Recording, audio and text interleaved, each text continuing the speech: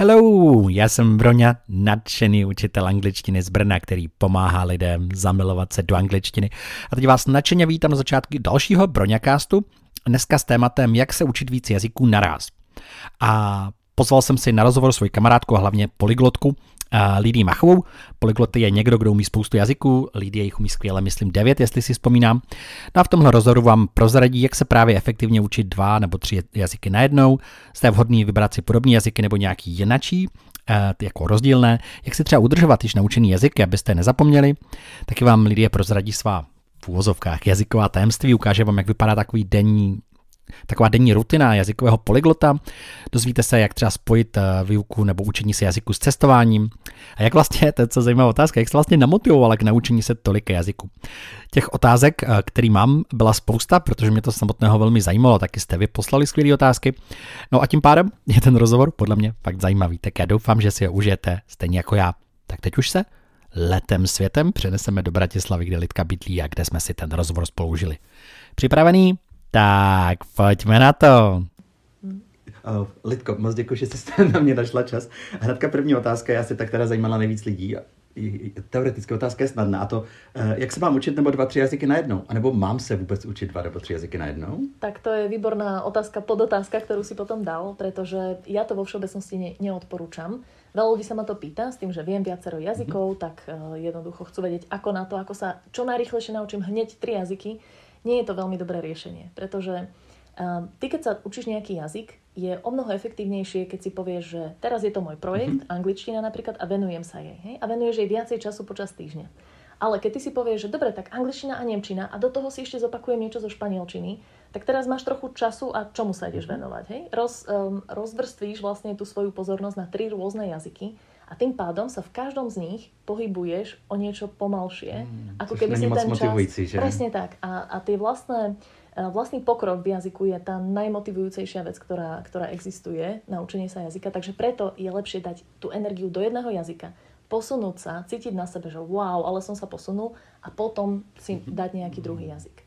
Ale prepáč, len aby som teda odpovedala, že keď už niekto chce, že vyslovene chce sa učiť 2 jazyky, tak odporúčam rozdeliť si to 80/20 a povedať si, že tieto 2 mesiace mám hlavný jazyk angličtinu a na 20% sa venujem nemčine a môžem to kľudne o 2 mesiace otočiť. Takže dá sa to ako keby, ale aj tak by som viacej odporúčala venovať sa len jednému. Ale tohle není otázka, kterou jsi měl připravenou, ale určitě se taky lidi ptají, kdy ale teda si řeknu, tak já už tu angličtinu umím a začnu třeba nevím, s francouzštinou. Kdy? Protože já mám pocit, že nikdy nemůžeš úplně dokonale ten jazyk. Tak kdy je takový ten okamžik, kdy si řekneš, tak teď už bych šel přidat? Je to ťažko povedať alebo popísať to, ale je to v podstate taký bod, kedy už sa komfortne vyjadruješ v tom jazyku. A dokonca aj vtedy, keď si niekoľko dní alebo aj týždňov, aj mesiacov ten jazyk vôbec nepoužil a potom príde nejaká príležitosť a ty vieš zareagovať. Vtedy vieš, že aha, OK, že mám tú angličtinu zvládnutú. Vždy sa dá zlepšovať, aj ja sa môžem do nekonečna učiť angličtinu, ty to na sebe tiež poznáš, ale cieľom nie je vedieť všetky slova v angličtine a všetky idiomy a všetky neviem čo, ale skrátka vedieť sa vyjadriť v tom jazyku. Takže keď sa cítim dostatočne komfortne, vtedy viem, že je priestor pridať nejaký ďalší jazyk. Super. No a zajímavá otázka, je vhodný se učit ten nový jazyk přes ten, který již umím? Typicky přes angličtinu se dá učit spoustu jazyků, je k tomu spoustu materiálu. Doporučuješ tohle, anebo se mám učit radši přes češtinu, přes slovenštinu? Záleží to dosť od daného jazyka. Vo všeobecnosti, pokiaľ mám veľmi dobrú angličtinu, že naozaj na B2 alebo vyššia úroveň, kľudne môžem sa cestou učiť ďalšie jazyky. Aj to odporúčam, pretože kopec materiálov, hlavne na tie menej časté jazyky, ja neviem, chcem sa hebrejčinu učiť, alebo čínštinu, alebo niečo. V angličtine mám oveľa väčší výber. Ale pokiaľ mám tú angličtinu takú, že ešte v tom dostápam, tak to neodporúčam, pretože tam by som si zbytočne skomplikovala situáciu. Vysvetľuje mi niekto gramatický čas v španielčine a ja tomu poriadne nerozumiem ani v angličtine, tak zbytočne mám z toho problém. Takže v tom prípade to neodporúčam. To dává smysl. Hele, taková zajímavá otázka. Jak vypadá denní rutina polyglota? Když už tady člověk umí mnoho jazyků, máš to tak, že třeba pondělí máš angličtinu, úterý, já nevím, polštinu a takhle, anebo to máš jako každý den, anebo tohle už prostě i ty jako polyglot neřešíš, nebo jak to vlastně děláš? Veľa ľudí si to myslí a sú na YouTube aj také videá, že moja denná rutina 3 hodiny všetky jazyky. Ako ja nie som taký typ polyglota. Ja mám skôr takú tendenciu, že naučím sa nejaký jazyk na tú plynulú úroveň, kedy sa už viem plynule vyjadriť, viem, že ten jazyk už nezabudnem, že mi zostane, že úplne jednoducho neskončím s ním. A v tom prípade sa venujem ďalšiemu jazyku. A už nemusím tomu staršiemu venovať nejakú cielenú pozornosť. Ale na druhej strane, jazyky, keď sa niekto chce učiť veľa jazykov, vždy je to najjednoduchšie zapojiť do svojho života. Takže ja som si napríklad, keď som sa učila poľštinu, našla poľských kamarátov. A s nimi chcem zostať v kontakte. Ale nie preto, že si chcem cvičiť poľštinu, ale preto, že chcem s nimi byť v kontakte. Takže keď včera prišla do Bratislavy kamoška z Poľska, tak som s ňou strávila celý deň a precvičila som si poľštinu. Ale už to nerobím kvôli jazykom. Alebo príde na Netflixe nejaký zaujímavý seriál a zhodou okolností vo francúzštine, no tak si ho pozriem po francúzsky. Hej. Takže ja už to potom robím len tak, že je to súčasť môjho života, ale už to nie je nejaký cielený, že by som teraz gramatiku hrotila alebo niečo podobné. To by ma asi dlho nebavilo. Já souhlasím, že za mě tohle vlastně ideální, když najdeš něco, co tě baví. A mimo jiné to můžeš dělat v tom jazyce, než Presne. lidi často se mě ptají, možná se ptají taky, a můžu se tě zeptat, taky jste se ptali v otázkách, co mám číst třeba, nevím, v angličtině na pokročilé úrovni, nebo na co se mám dívat ve španělštině. Ale mně vlastně přijde, že odpověď je na to, co je nejvíc baví, nebo co by to poručila ty? Áno, presne. Také veci, ktoré ma bavia aj v slovenčine čítať, tak také si chcem čítať v španielčine. Ono dlho by to nemalo zmysel, keby som čítala len pre ten jazyk. Veľa ľudí si napríklad zvolí nesprávne jazyk, ktorý sa učí. A povedia si, ja sa chcem učiť norštinu. Prečo? Lebo to je cool, alebo ja neviem, proste nejaký taký náhodný dôvod a vtedy, OK, a čo budeš v tej norčine čítať? No, niečo si nájdem a budem sa do toho tlačiť, to dlho nevydržím. Takže treba naozaj vybrať si už na začiatku ten jazyk, k ktorému mám nejaký vzťah a potom skúsiť ho zaradiť do svojho života. A je v poriadku, pokiaľ ten jazyk úplne nie je súčasťou môjho života, že mi trošinku upadne, ale pokiaľ som to ja dostala na tú úroveň, na tú B2, kde viem bez problémov komunikovať, tak si to viem potom zaktivizovať. Keď príde kľudne aj o 3-4 roky príležitosť, dostanem sa do toho, zaktivizujem si ho a zase ho viem používať. Skvěle, moc děkuji. No a u druhé části už jsem si dával pozor, zapsal jsem si vaše jména, takže Eliška se ptá, ty ostatní otázky mám bez jmen, pardon. Eliška se ptá, jak se správně učit výslovnost jednotlivých jazyků. A děláš to třeba u všech jazyků stejně, nebo zpracovala, já nevím, z výslovnosti jednoho jazyka jinak, nebo... Pracovala som veľmi rôzne, ale je to preto, že ja som sa tie jazyky učila v rôznych fázach svojho života, kedy som ešte o jazykoch napríklad nevedela veľa. Už keď som sa neskôr učila, tak by som sa bola učila inak ten prvý jazyk, no ale už to nenapravím. K výslovnosti sa dá veľmi veľa povedať, skúsim to zostručniť.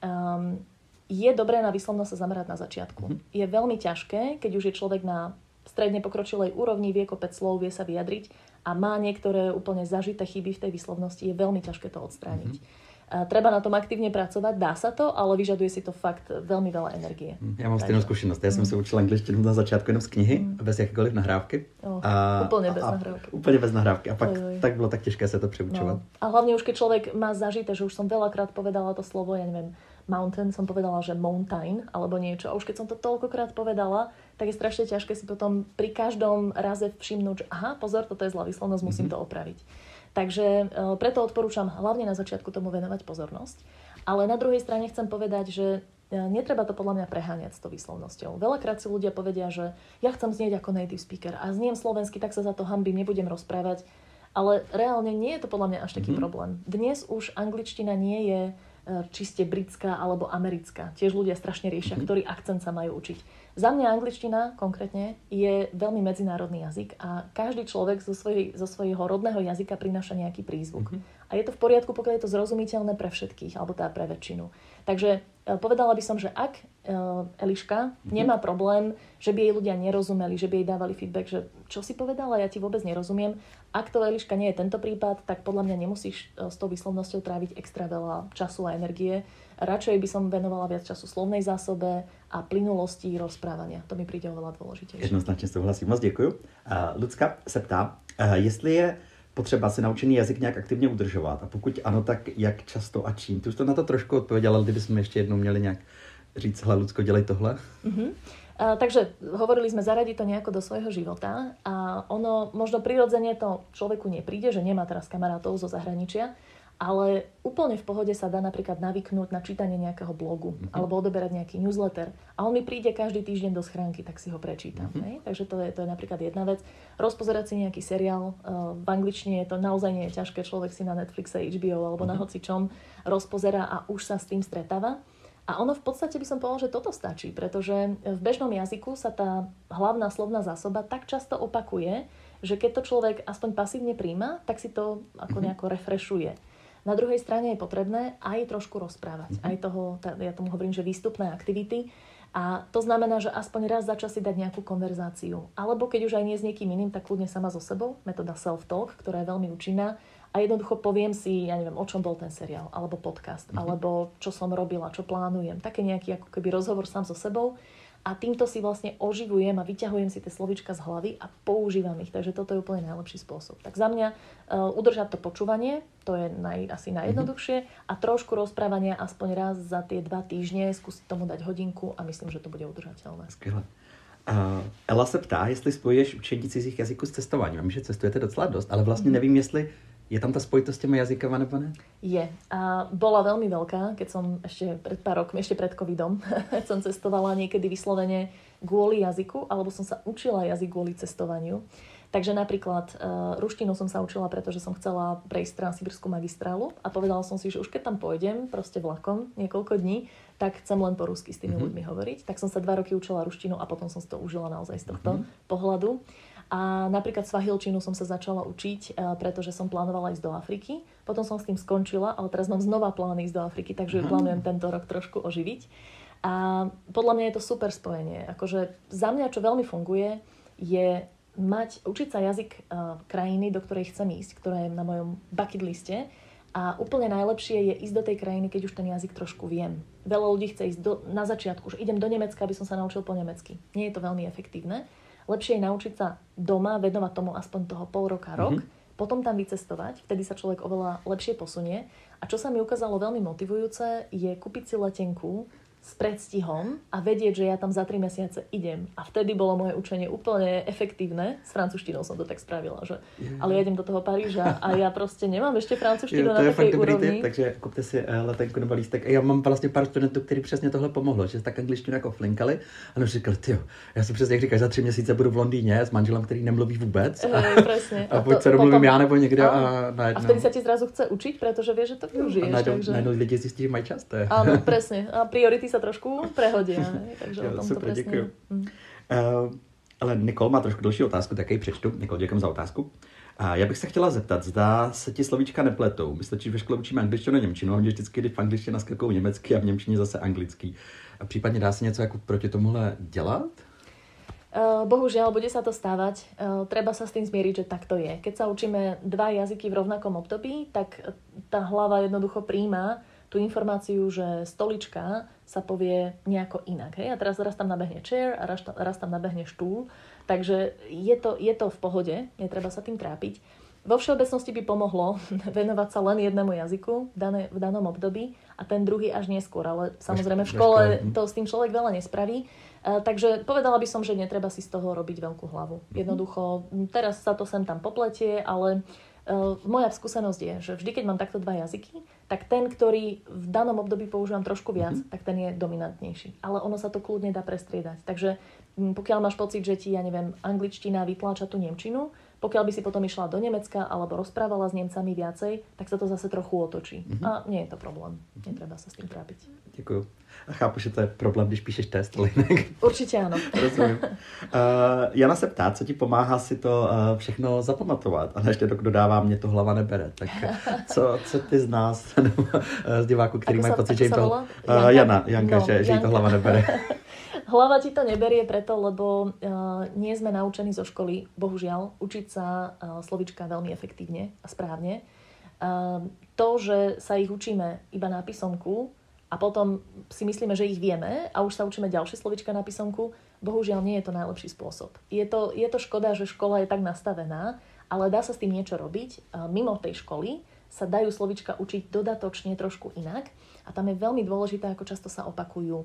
Takže nemôže to byť tak, že raz sa naučené, idem ďalej, ale ja tie slovíčka potrebujem ešte príležitostne si zopakovať. A na to existujú výborné aplikácie, metódy, kartičky napríklad. Ja by som odporúčila asi najrýchlejšie aplikáciu, ktorá sa volá Anki. Na Androidoch je to Ankydroid, na iPhonech je to platené, takže tam odporúčam aplikáciu Brainscape.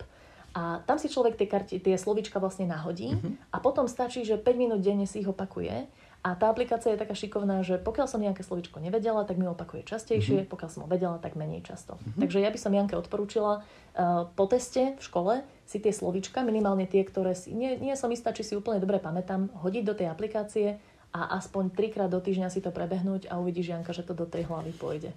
Jednoznačně souhlasím. Myslím, že my většinou jako lidi nemáme moc rádi to opakování, že máš pocit, tak jedu dál, ale vlastně je to hrozně neproduktivní způsob. Presne. Tak jo, děkuju. A Tomáš se ptá, jestli se ti zdají sny v různých jazycích, nebo jeden převažuje, nebo se ti zdají v tom, kterým se naučíš, nebo...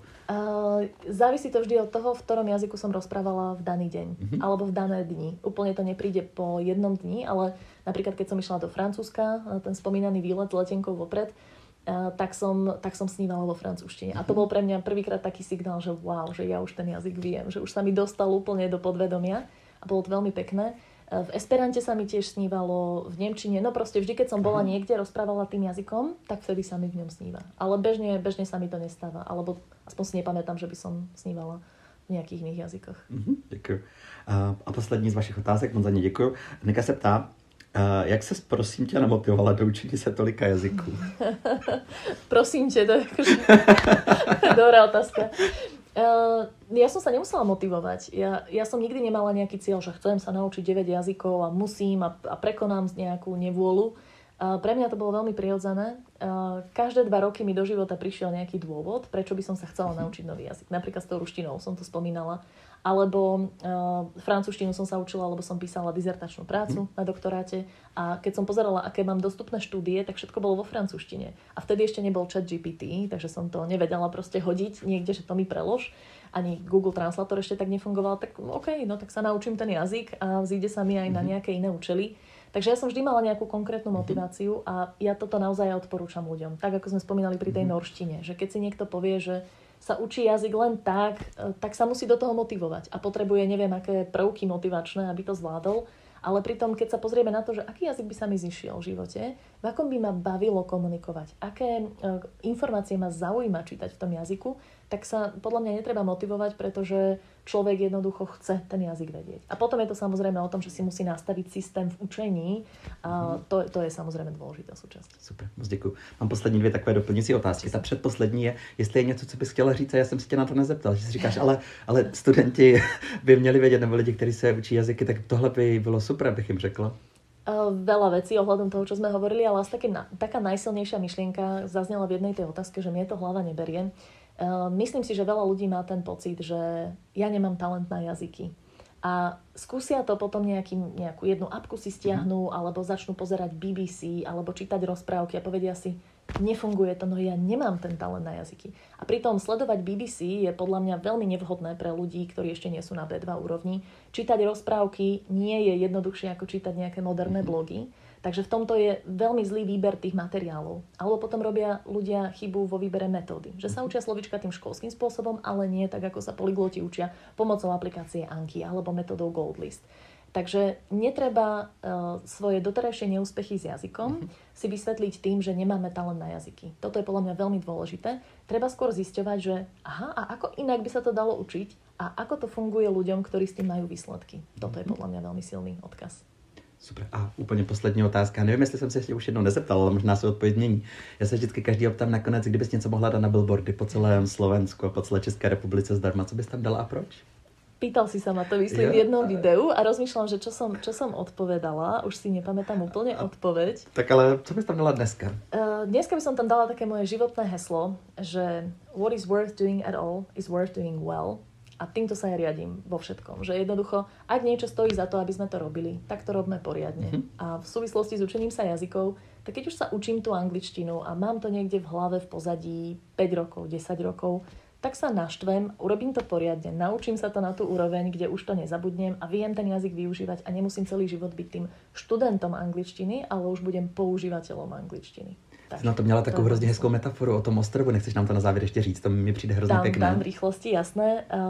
Ja mám takú metaforu, že človek, keď sa učí jazyk, tak je ako keby na opustenom ostrove, podobne ako vo filme Trosečník, Survivor sa to myslím volalo, neviem, s Tomom Hanksom. Áno, ale my sme to měli taky ako Trosečník, takže... Trosečník, dobre.